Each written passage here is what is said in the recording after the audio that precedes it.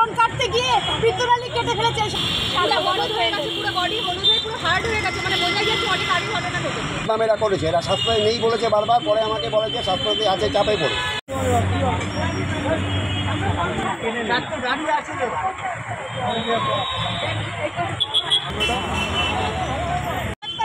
খুন করে ফেলেছে এবং স্টোন কাটতে গিয়ে পিত্তনালী কেটে ফেলেছে, সেই পিত্তনালীকে খাদ্যনালীর সাথে জয়েন করতে গিয়ে পারেনি, রক্ত দিচ্ছে, কাঁচা রক্ত বেরিয়ে যাচ্ছে। আর ডাক্তার বলছে কি ওভারকাম করতে সময় লাগবে, কিসের সময়, 15 দিন ধরে তার উপর অত্যাচার। তারপরে ল্যাপ্রোস্কপি করেছে, তাতেও কিচ্ছু হয়নি। তারপরে আবার দুটো পেটে ফুটো করেছে, ফুটো করে বলছে যে আমরা রক্ত বার করছি, পিত্তনালী দিয়ে পিত্ত বেরোচ্ছে না, প্যাকেট পর প্যাকেট পিত্তনালী দিয়ে সব বাইল বেরিয়ে যাচ্ছে।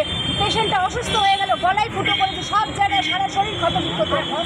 হসপিটাল এমন বলছে গলায় ফুটো করছে, ওরা করছে পেটে, গলায় ফুটো করতে বলছে, একেবারে বাজে ডাক্তার, বাজে হসপিটাল। সাদা হলুদ হয়ে গেছে, পুরো বডি হলুদ হয়ে পুরো হার্ড হয়ে গেছে, মানে বোঝা যাচ্ছে অনেক আগে ঘটনা ঘটেছে।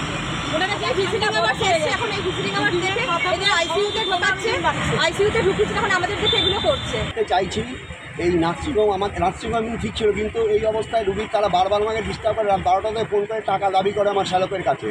আমাদের রাষ্ট্রীয় 600, সেখানে তারা 4 লাখ 5 টাকা বিল বানিয়ে যায়। অ্যাট প্রেজেন্ট কত বিল এই মুহূর্তে আমার জানা নেই, কারণ পেশেন্ট আমার মারা যায়, আমি জানি না। কালকে বিকেলে তো আমি সুস্থ দেখে গেছি, হ্যাঁ আজকে 16 দিন হয়ে গেল। আমি আমার শ্যালক, আমি সকাল থেকে রাত সবাই করেছে, একটু বেশি আমার পরিশ্রম করেছে, আমি নিজে অসুস্থ হয়ে যেতে পারি, এই পরিস্থিতি দাঁড়িয়েছে।